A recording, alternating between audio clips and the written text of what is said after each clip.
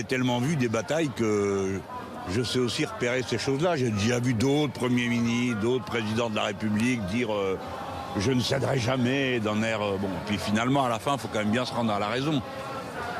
Et puis, il pourrait aussi d'ailleurs cesser de considérer ça comme un enjeu personnel et un bras de fer entre lui et le peuple français. C'est pas des mœurs raisonnables, ça. Ça relève plus de la pratique monarchique que de la vie d'une démocratie. Alors bon, il a une légitimité, c'est incontestable, il est le président de la République, mais l'action populaire aussi, elle a une légitimité. La démocratie, c'est un mix de tout ça.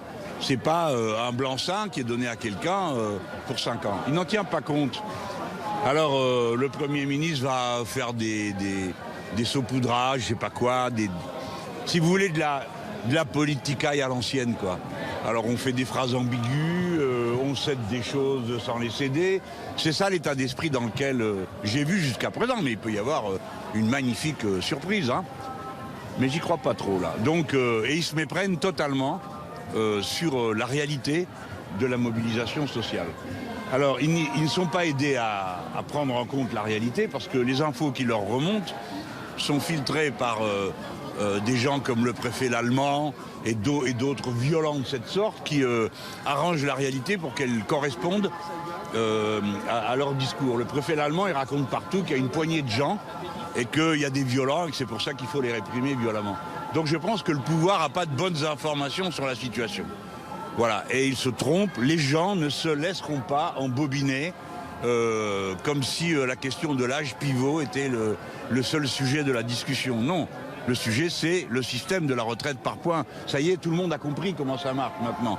Et dans les professions les plus inattendues, vous avez des mobilisations. Bon, qui aurait pu imaginer que les danseurs de l'opéra allaient se mobiliser, ou que les avocats allaient jeter leurs robes, ou que, je pourrais continuer comme ça la liste de ceux dont j'apprends qu'ils entrent dans le mouvement. Les gens qui distribuent les billets de banque.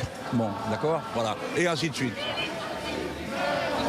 les syndicats réformistes communiquent sur une éventuelle accalmie ces dernières heures, on a entendu, ils disent qu'il y a des ouvertures possibles pour la CFDT. Ça, qu'est-ce que vous répondez? C'est de la com? Non, je dis pas. Moi, je vais surtout pas aller me mettre dans une dispute avec les syndicats, parce que là, on a surtout besoin de cohérents. Ça, c'est le rêve de Macron, qu'on commence à s'arracher les cheveux les uns les autres. Mais déjà, tout le vocabulaire est spécial. Quand on dit les syndicats réformistes, montrez-moi un syndicat révolutionnaire, ça m'intéresserait. Il n'y en a pas. Par définition, le syndicalisme, il est dans la négociation, les rapports de force, bon, voilà. Par conséquent, il y a des syndicats qui ont des approches un peu différentes. Ça, c'est tout à fait évident, on l'a vu. Mais progressivement, les gens se sont rendus compte que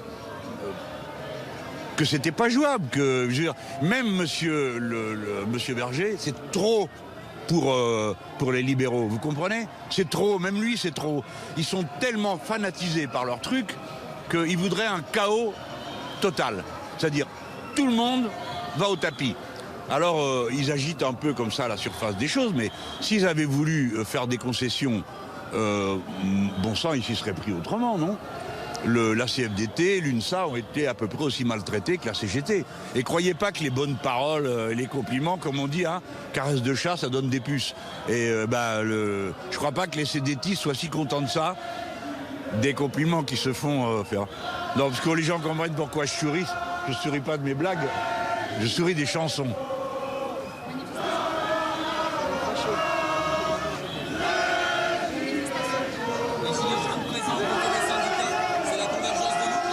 Ça commence à y ressembler. Ils ont réussi à mettre tout le monde d'accord, c'est pas mal, hein?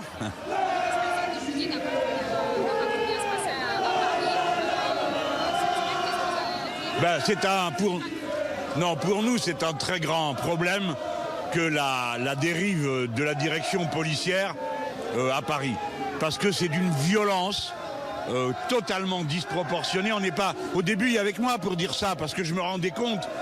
Là aussi, c'est une affaire d'expérience, des choses que j'ai vues. Mais la nouvelle génération, y compris vous, de commentateurs, des fois, c'est la deuxième lutte seulement que vous voyez de grande ampleur, hein. Moi, sur le sujet des retraites, j'en ai vu 4. Alors, je me rends compte que c'est totalement disproportionné, que jamais on a traité les gens comme ça. On a l'impression qu'ils veulent un incident qui veulent que les gens se fâchent et leur rendent l'appareil de leur brutalité. Et évidemment, j'espère de tout mon cœur, et je dis à tous mes amis, surtout, restez de sang-froid. Ce qu'ils veulent, c'est que ça se termine en une bataille rangée entre manifestants et policiers. Alors, évidemment, je ne veux pas vous cacher qu'il y a un très sérieux problème et que le jour où nous gouvernerons, parce que je ne vois pas très bien comment un parti d'opposition peut se situer autrement que dans cette perspective, il y aura une réforme très profonde de la police à faire, des méthodes d'emploi. Il y aura des enquêtes de fait sur qui a donné les ordres pour que tout tourne si mal à chaque fois. Et je veux vous dire très tranquillement qu'il n'est pas supportable d'imaginer qu'on est dans un corps de force des gens qui sont capables de tirer dans le visage d'un de leurs concitoyens. Ce n'est pas possible. Hein, et je mets tout le monde en alerte. Ce n'est pas une pratique normale de la répression. J'ajoute que si, quand on réprime, que ça mord le trait, aucune autorité ne dit ça va trop loin, eh bien, on fortifie, on encourage en quelque sorte les éléments les plus violents à continuer dans ces pratiques.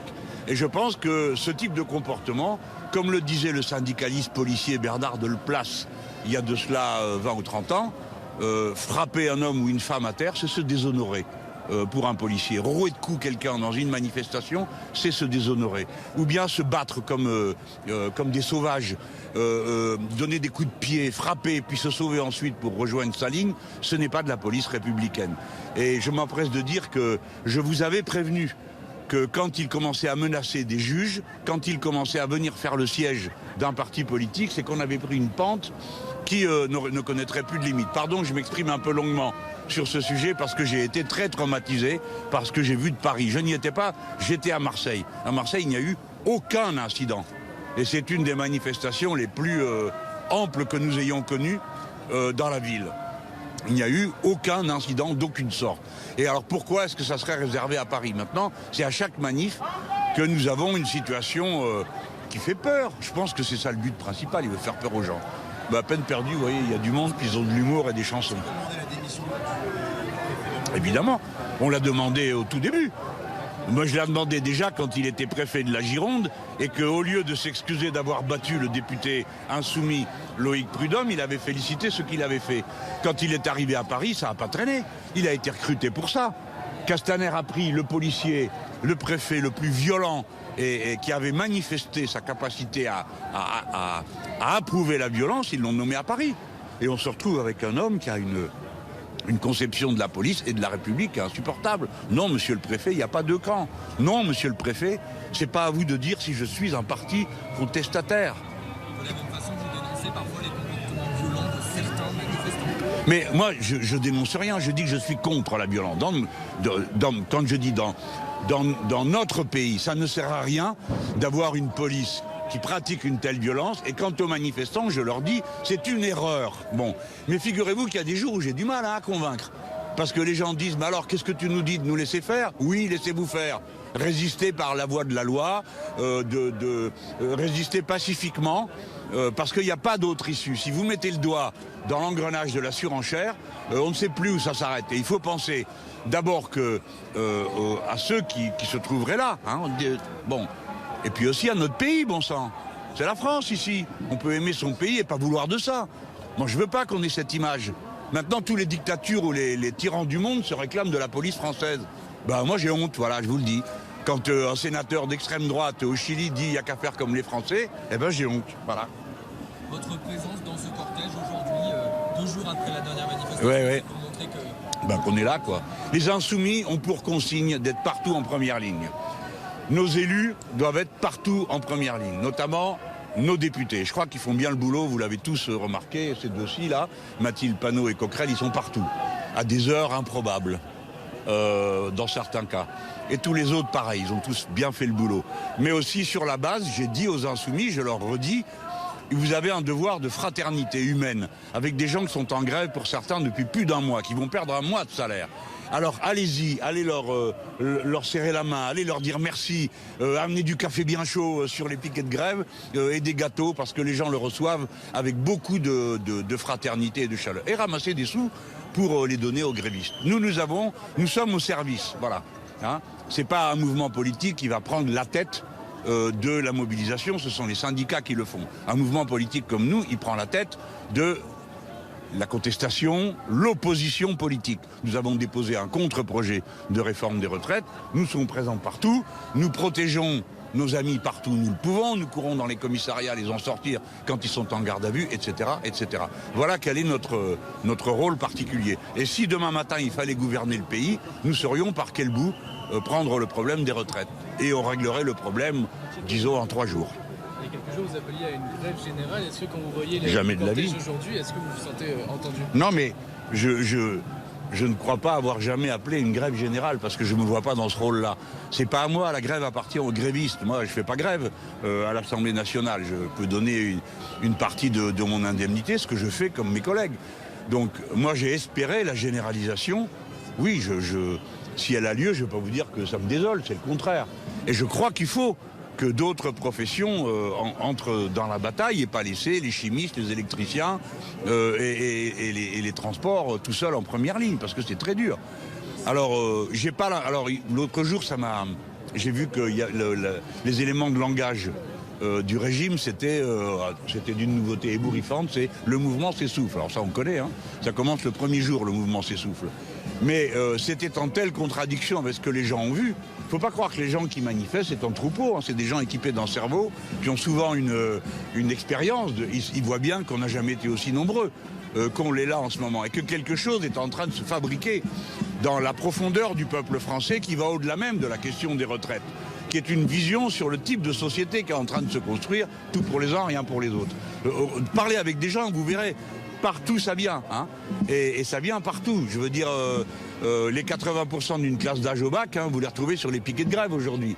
Et j'aime mieux vous dire que ceux-là, ils réfléchissent, ils lisent, ils comprennent, ils expliquent aux autres, et on a vraiment un levain dans le pays du sentiment collectiviste et partageux qui gagne du terrain. C'est plus les années où l'égoïsme social passait pour une vertu. D'accord ? Voilà. La colère, elle se traduit dans les urnes. Ça serait bien. Ça serait bien. Mais disons que, bon, au municipal, il est clair que les gens normaux vont pas voter La République En Marche. D'ailleurs, il n'y a même pas de candidat à La République En Marche dans un tas d'endroits. Ils ont été comme des coucous pour leurs œufs dans le nid des autres. Hein. Alors, ils soutiennent des types de les Républicains ou d'autres variétés de la droite.